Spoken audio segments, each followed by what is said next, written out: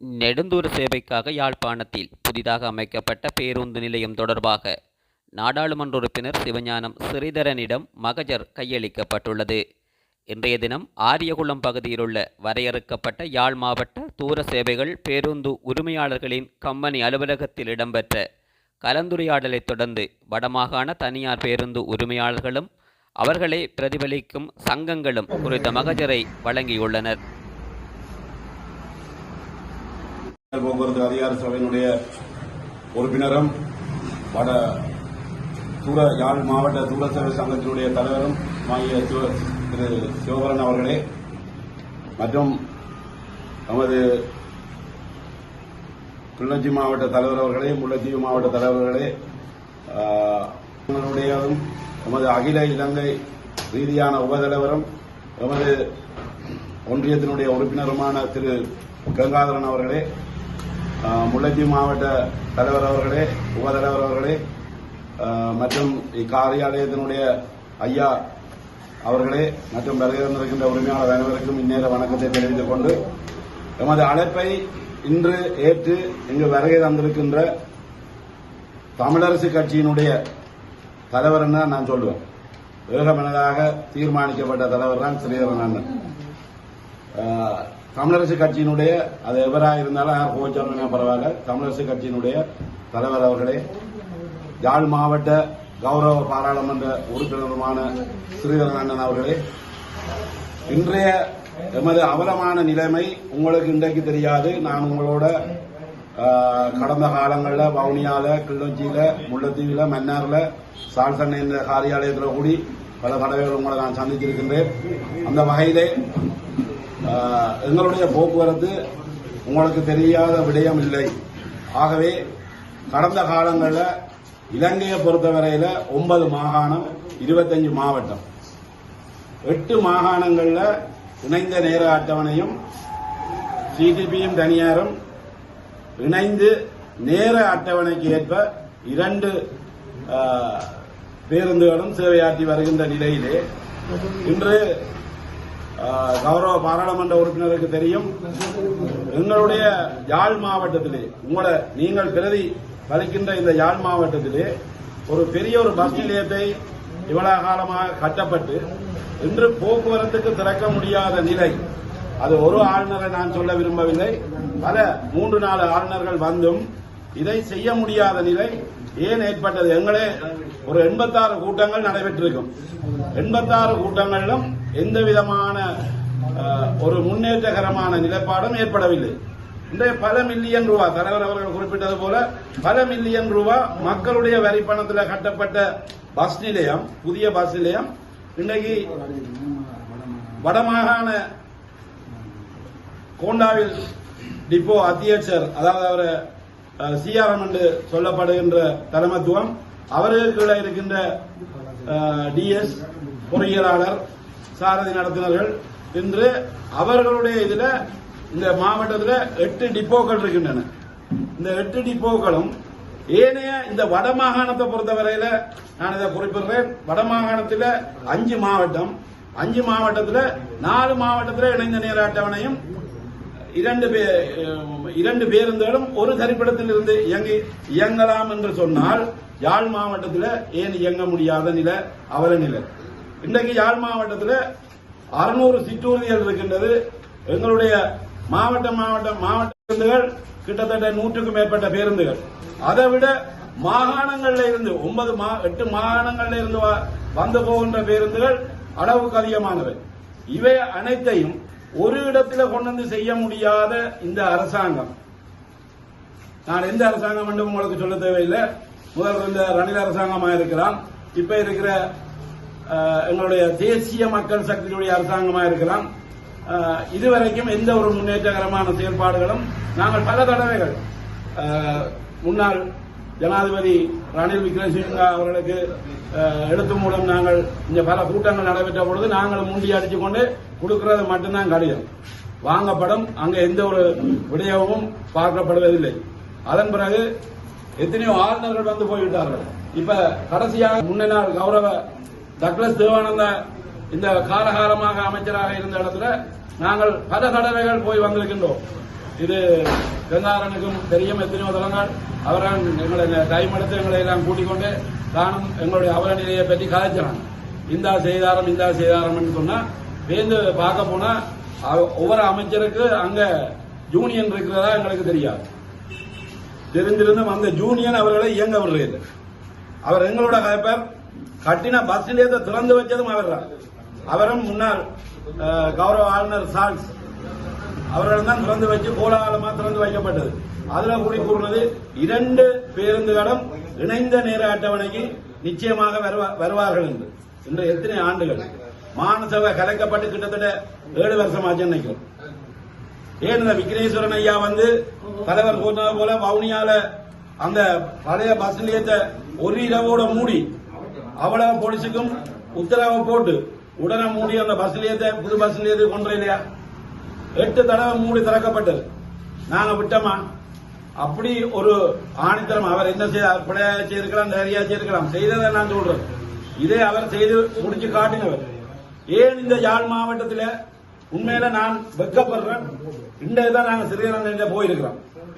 சரியா? இவ்வளவு காலம் நாங்கள் தமிழ் தேசிய கூட்டமைப்பா இருக்கையோ தமிழரசு கட்சியா இருக்கையோ நாங்கள் இவையத்தை நாங்கள் அணுகவில்லை.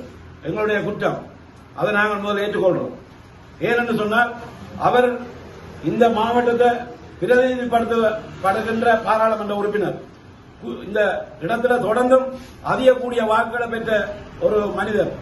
அப்படி இருந்து நாங்கள் அவர்கிட்ட இது சம்பந்தமாக நாங்கள் போனதே கிடையாது. ஆனா இன்றைக்கு நல்ல ஒரு விடிவங்களுக்கு கட்டாயம் கிடைக்கும். அண்ணன் நிச்சயமாக பாராளுமன்றத்தில் பல விஷயங்களை பற்றி கலைக்கிறவர். இந்த கோரிக்கை நிச்சயமாக முதலாவது அடுத்த பாராளுமன்றத்தில் எங்களுடைய இந்த நிச்சயமாக டைம் எடுக்கப்பட்டு கௌரவ சபாநாயகர்கிட்ட கேட்டு இந்த கட்டாயம் எடுப்பார். ஏன்னு சொன்னால் இப்ப வந்திருக்கிற போக்குவரத்து அமைச்சர் இப்ப என்ன சொல்றார்? அவரும் நழுவிய மீன்ல வலுவிய கதை மாறி போய்கொண்டிருக்கு. விமல் ரட்நாயக்கா இப்பவும் இதை எங்களை சீர்படுத்த தருவதாக இல்லை. இன்னும் காலங்காலமாக எங்களை பேக்காட்டி அந்யோன்யமா அங்க இருந்து ஒவ்வொரு மாவட்டத்திலேயும் இருந்து வர பேருந்துகள் அங்க ஒரு மத்திய பஸ் நிலையம் இந்த திரைப்படத்திலும் எங்களை புறந்தள்ளி கொண்டு அங்க விட்டுட்டு அங்க இருந்து வந்தா நாங்கள் கொண்டு சிடிபி அடியில கொண்டு நிப்பாட்டினா அதுல போக்குவரத்து போலீசார் உடனே எங்களுக்கு நீதிமன்றத்துக்கு வழக்கு எழுதுது. நீதிமன்றத்துக்கு வழக்கு எழுதினா 25,000 ரூபாய் செலுத்தணும்.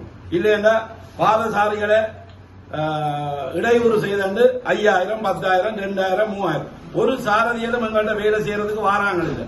அவங்களோட லைசன்ஸை வச்சிருக்கல நிலைமை. ஏன் இந்த ஒரு அவல நிலைமை? எங்களுக்கு வீதி பயணிகள் போக்குவரத்து அதிகார சபை இருக்கு. அந்த அதிகார சபை இந்த போர்ட்டில் சட்டத்தரணி இருக்கிறார். ஏன் எங்களை அதிகார சபை இந்த மாநகர சபை ஏன் வழக்கு தாக்கல் செய்ய முடியாது? இந்த ரோட்டில் நிக்கிற பஸ்ஸுக்கு கௌரவ பாராளுமன்ற உறுப்பினர் கவனத்தை கொண்டாடும். ரோட்டில் கொண்டு வந்து அடிக்கிற பஸ்ஸுக்கு மாநகர சபை எங்கள்கிட்ட வசூலிக்கிறது. ஒவ்வொரு பஸ்ஸுக்கும் எவ்வளவு கட்டுறீங்க? 50 ரூபாய். நாளொன்றுக்கு 50 ரூபாய். இவ்வளவு மாவட்டத்தில் ஓடுற பஸ்ஸுகள் அவ்வளவு 50 ரூபாய் டிக்கெட் உடைச்சு காசு அறவிடலாமா?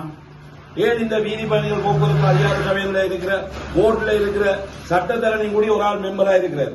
ஏன் இந்த வீதி பயணிகள் போக்குவரத்து சபையில 6 கோடி ரூபாய்க்கு மேல பணம் இருக்கு. ஏன் இவை ஒரு இந்த வழக்கை தாக்கல் செய்ய முடியாது? என்னதுக்கு பின்வாங்கினோம்? ஏன் கடைசியா கௌரவ வேதநாயகம் ஆளுநர் அவர்கள் வந்த அப்புறம் எங்களுக்கு சொன்னார், தான் எடுத்து வச்ச கால பின் எடுத்து வைக்க மாட்டேன், நிச்சயமா நான் உங்களுக்கு ஒரு விடிவை தருவேன் என்று சொல்லி அவரும் வந்து 6-7 மாதம் ஆச்சு. இந்த ஜனாதிபதியாக இந்த தேசிய மக்கள் சக்தி வந்த பிறகு அதோட எங்களோட கௌரவ ஆளுநர் வந்தவர். அவருக்கு எங்களோட நிலைமை முழுக்க விளங்குது. அவர் மாவட்ட அரசாங்க அதிபராக முல்லைத்தீவில் இருந்தவர், யாழ்ப்பாணத்தில் இருந்தவர். எங்களுடைய நிலைமையை முதல் நாங்கள் தேசிய போக்குவரத்து ஆணைக்குழுவுக்குள்ள ஒவ்வொரு மாவட்டத்திலும் ஒவ்வொரு அரசாங்க அதிபர்களுக்குள்ள நாங்கள் இயங்கிக் கொண்டு வந்தாங்க. ஆனபடியா எங்களுடைய போக்குவரத்தின் முழு முறையும் அவருக்கு தெரியும். ஆனா அவரையும் செய்ய இங்கே விடுகினம் இல்லை. என்ன பிரச்சனைன்னு எனக்கு தெரியாது. ஆனா நிச்சயமாக கௌரவ பாராளுமன்ற உறுப்பினர் திரு அண்ணன் உங்களுக்கு இப்ப எங்களுடைய பிரச்சனை முழுக்க நாங்கள் உங்களுக்கு சொல்லி இருக்கிறோம். நீண்ட நேரம் நீங்கள் எத்தனையோ ப்ரோக்ராமோட வந்திருப்பீங்க. நாங்கள் சொல்லப்பட்ட டைம் ஒரு இடத்துக்கு கொண்டு போறதுக்காக கௌரவ ஜனாதிபதியோட கதைச்சு கௌரவ போக்குவரத்து அமைச்சரோட கதைச்சு முடிச்சு தரோம்னு சொல்லி அதுவும் இன்றைக்கு 5-6 மாதம் ஆச்சு. அதுல இருந்து நாங்க கொடுத்த கடிதத்துக்கு ஒரு 10 கோடி வரை 6 மாசமாச்சு. ஆனபடியா நாங்கள் இனிமே எங்களுடைய கட்சிகள் எங்களுக்கு இருக்கிற கௌரவ பாராளுமன்ற உறுப்பினர் எங்களுடைய ஆக்களை விட்டுட்டு நாங்கள் இவ்வளவு காலம் புறந்தள்ளி நாங்கள் ஒரு கோரிக்கையை நாங்கள் கொண்டு தமிழரசு கட்சியிட்ட நாங்கள் கொடுக்கவும் இல்லை. கௌரவ பாராளுமன்ற உறுப்பினர் இவ்வளவு நாளும் இருக்கிற காலத்தில் நாங்கள் போய் சந்திக்கவும் இல்லை, கேட்டதும் இல்லை. அதுல நாங்கள் 5 மாவட்டம் நாங்கள் முதல்ல உங்கள்கிட்ட மன்னிப்பு கேட்டுக்கொள்றோம். அடுத்ததாக எங்களுடைய அவல நிலையான நாங்கள் எல்லாரும் லீசிங் கட்டக்கூடிய பேருந்துகள் எல்லாரும் ஒரு நாளைக்கு சாரதி நடத்துல ஒவ்வொரு ஆளா இறங்கி போய்கொண்டிருக்கிறாங்க. ஏன்னு சொன்னா அவங்களுக்கு சரியான ஊதியம் எங்களால கொடுக்க முடியாத நிலைமை இருக்குது. ஏன்னு சொன்னா அங்க இருந்து ஏதோ தடையை கிளவி யாழ்ப்பாணம் வந்தாங்க, திரும்பி போறதுக்கு அந்த புது பஸ் நிலையத்துல இருந்து 2 பயணி கூடி இல்ல. அதுல வந்து அதுல யாழ்ப்பாணம் முல்லைத்தீவு வவுனியா கிள்ளச்சி மல்லாவின்னு காட்டுல 2-3 பேர் வந்து ஏறுறதுக்குள்ள 54 இருக்கைகள் கொண்ட ஒரு பேருந்து என்னென்ன நாங்கள் 4 பேரோட போறது. அரைவாசி முக்காசி பேர் மண்ணெண்ணெயெல்லாம் பஸ் ஓடுறோம். அந்த மண்ணெண்ணையும் ஓடாட்டி உண்மையா ஜீரணிக்க முடியாது. டீசல் அடிக்கிற ஆக்கள் குறைவு. இது அரசாங்கத்துக்கே தெரியும். இப்படியான நிலைமையில நாங்கள் வாழ்ந்து கொண்டு வீதி பயணிகள் போக்குவரத்து அதிகார சபைக்கு மாசாந்தம் 750 ரூபாய் கட்டி லொக்சீட் எடுக்கணும். வருஷம் ரூட் பர்மிட் முடிஞ்சா 7000 ரூபாய் கட்டி ரூட் பர்மிட் புதுப்பிக்கணும். இதை விட ஒரு நாள் லொக்சீட் எடுக்க பிந்தினா ஃபைன். ஒரு நாள் வீதி பயணிகள் போக்குவரத்து அதிகார ரூட் பர்மிட் புதுப்பிக்க பிந்தினா எங்களுக்கு ஃபைன். அப்ப இதுகள் எல்லாம் எங்களுக்கு செய்ய இவ்வளவு பெசிலிட்டியை நாங்கள் செய்ய நிச்சயமா எங்களுக்கும் ஒரு சாரதி நடத்துனர் வந்து ஓய்வெடுக்கிறதுக்கு ஒரு இடம் இல்லை, ஒரு மனசல கூடம் இல்லை. எங்களுக்கு ஒரு பஸ் தரிப்பு நிலையம் கட்டப்பட்ட பேர் மட்டும்தான். இன்றைக்கு ஒரு இணைந்த நேர அட்டவணை இல்லை. ஏன் இந்த நேர அட்டவணை எங்களுக்கு தராம இருக்கணும்? இன்றைக்கு இவ்வளவு மாகாணங்களும் 8 மாகாணம் 9 மாகாணத்துல இங்க இருந்து வார பஸ்கள் பேருந்துகள் ஏனைய மாகாணங்களான நீங்க போயிருப்பீங்க பாருங்க. எல்லா இடத்துலயும் சிடிபியும் பிரைவேட்டும் ஒரு பஸ் நிலையத்தில் நிற்கும். இங்க மட்டும்தான் புது சட்டம் புது நடைமுறை. இந்த வடமாகாணத்தின் சிடிபியின் வருமானத்தின் அதிகரிப்புக்காக எங்களை போட்டு எல்லா அதிகாரிகளும் நசுக்குகின்றார்கள். இது உண்மையா வெட்ட வெளிச்சமா எல்லாருக்கும் தெரியும். போன முறை 2022 கொரோனா ஏற்பட்ட காலத்தில் கோண்டாவில் டிப்போல இருந்து பலதரப்பட்ட கோடி ரூபாய்கள் மத்திய அரசாங்கத்துக்கு கொடுக்கப்பட்டது. சரியா? இப்படியான நிலைமை எங்களுக்கு அப்படியே புள்ளி விவரப்படி எங்களுக்கு சொல்ல முடியும். இன்றைக்கு நாங்கள் தேசிய அதிகார சபை என்று ஒரு மாகாண சபை வந்து வீதி பயணிகள் போக்குவரத்து அதிகார சபை ஒன்றை ஏற்படுத்தி எங்களுக்கு தந்து அதற்கான யாழ்ப்பாணம் புறநகர் பகுதியில் அமைக்கப்பட்ட புதிய பேருந்து தரிப்பு நிலையம் தொடர்பாக முதலாவது அமைக்கப்பட்டதன் நோக்கம் தரிப்பு நிலையம் பல மில்லியன் ரூபாய் செலவில் நகர அபிவிருத்தி சபையினால் புல்லுக்குளம் பகுதியில் அமைக்கப்பட்டது. பி. யாழ்ப்பாண மத்திய பகுதியில் ஏற்பட்டுள்ள வாகன மற்றும் சன நெருக்கடிகளை நோக்கமாக கொண்டு முக்கிய தொழில் செயல்பாடுகளை படிப்படியாக புறநகர் பகுதிகளுக்கு விஸ்தரிப்பதற்காக முதல் நடவடிக்கையாக இத்தரிப்பிடம் அமைக்கப்பட்டது. சி. இலங்கையில் யாழ் மாவட்டத்தை தவிர்ந்த ஏனைய மாகாண மாவட்டங்களில் வீதி பயணிகளுக்கான பொது போக்குவரத்து சேவைகளில் ஈடுபடும் இலங்கை போக்குவரத்து சபையும் தனியார் போக்குவரத்து சேவைகளும் இணைந்த நேர அட்டவணை அடிப்படையில் சேவையில் ஈடுபடுகின்றன.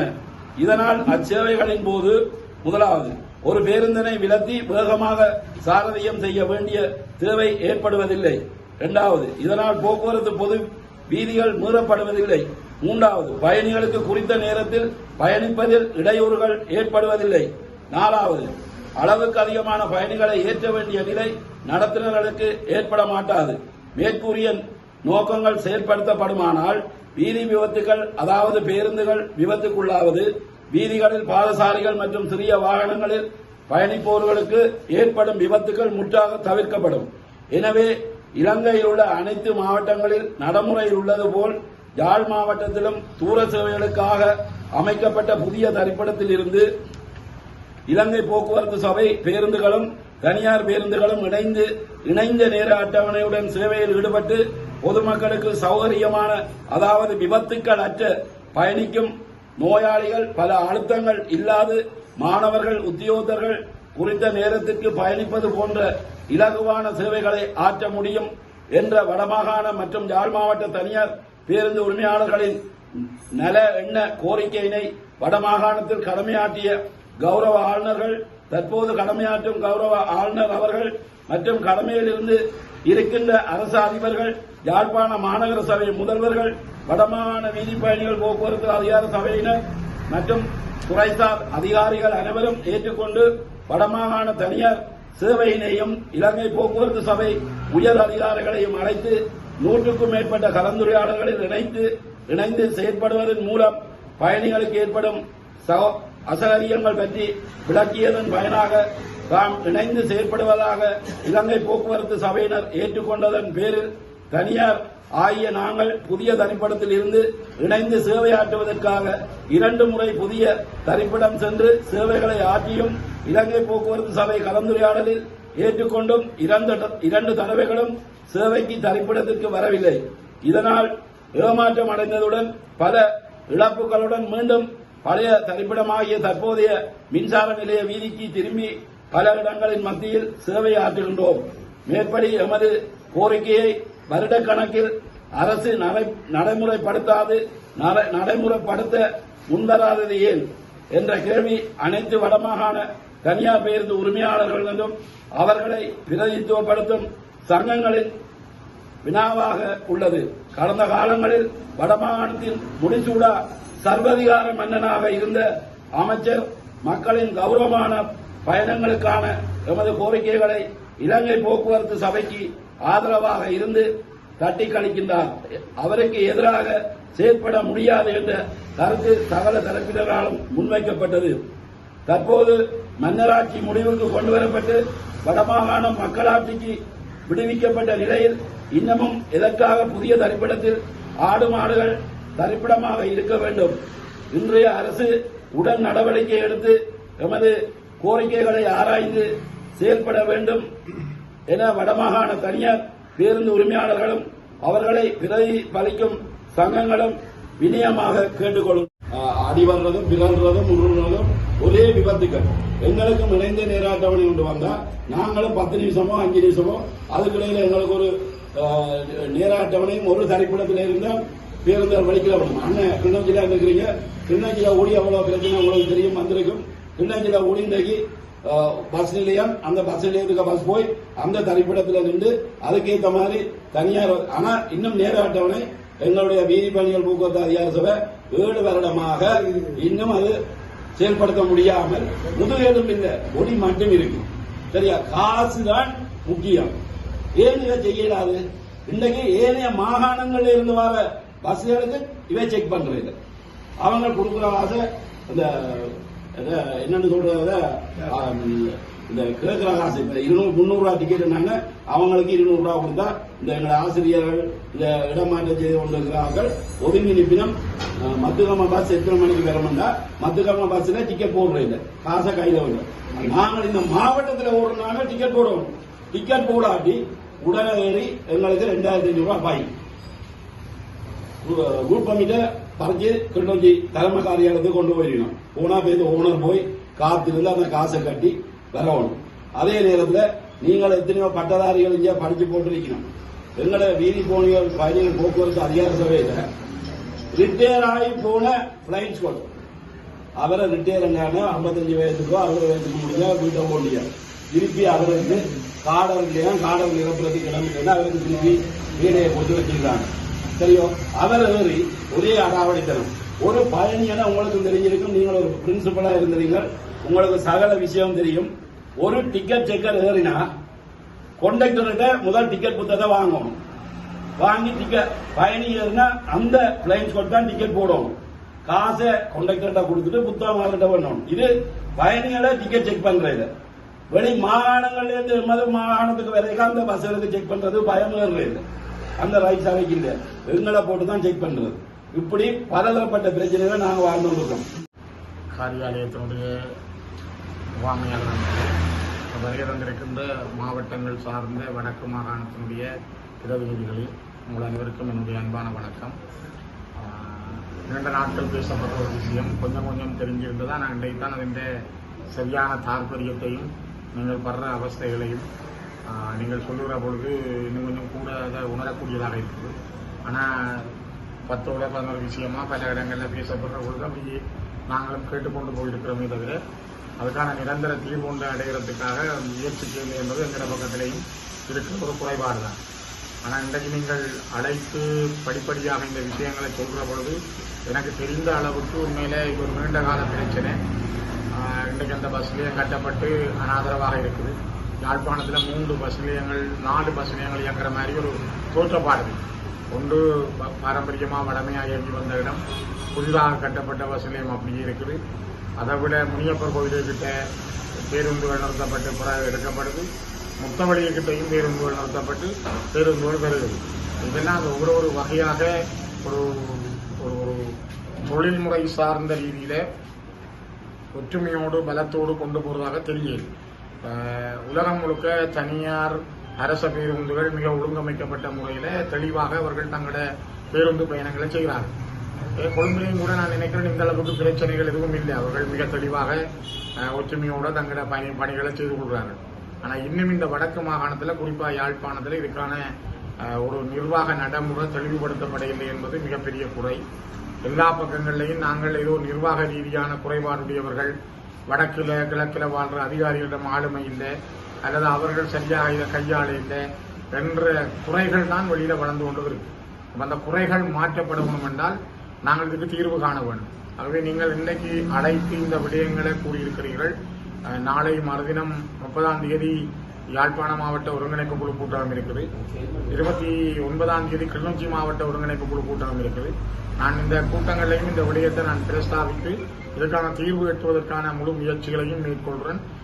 நான் நினைக்கிறேன் இது நீங்கள் ஒரு பொறுப்பை தந்திருக்கிறீர்கள். இந்த பொறுப்பை என்னால் முடிந்தவரை இந்த விடயத்துக்களை செய்யறேன்னு நான் போய் சொல்லியில்லை அல்லது என்னால் முடியும் நான் செய்வேன் என்றும் உங்களுக்கு உடனடியான வார்த்தைகளை சொல்லியில்லை.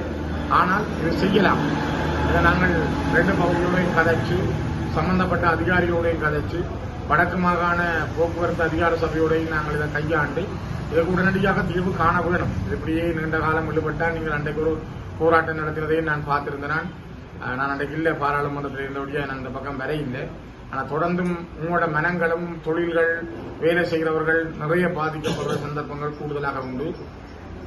இதற்கு நிரந்தரமான தீர்வு எட்டுவதற்காக நீங்கள் எங்களையும் அழைத்து எங்களுக்கும் ஒரு சந்தர்ப்பத்தை தந்திருக்கிறீர்கள். என்னால் நான் யாழ்ப்பாண மாவட்டத்தை பிரதிநிதித்துவப்படுத்துகின்ற இலங்கை தமிழிசை கட்சியினுடைய பாராளுமன்ற உறுப்பினர் என்ற வகையில் முழுமையாக உங்களுக்கு எங்களுடைய முழு பங்களிப்பையும் செய்தருவோம் என்ற அந்த நம்பிக்கையை தந்து இந்த பிரச்சனையை நாங்கள் கையில் எடுத்து முடிந்தவரை முயற்சிப்போம். மிக்க நன்றிகள்.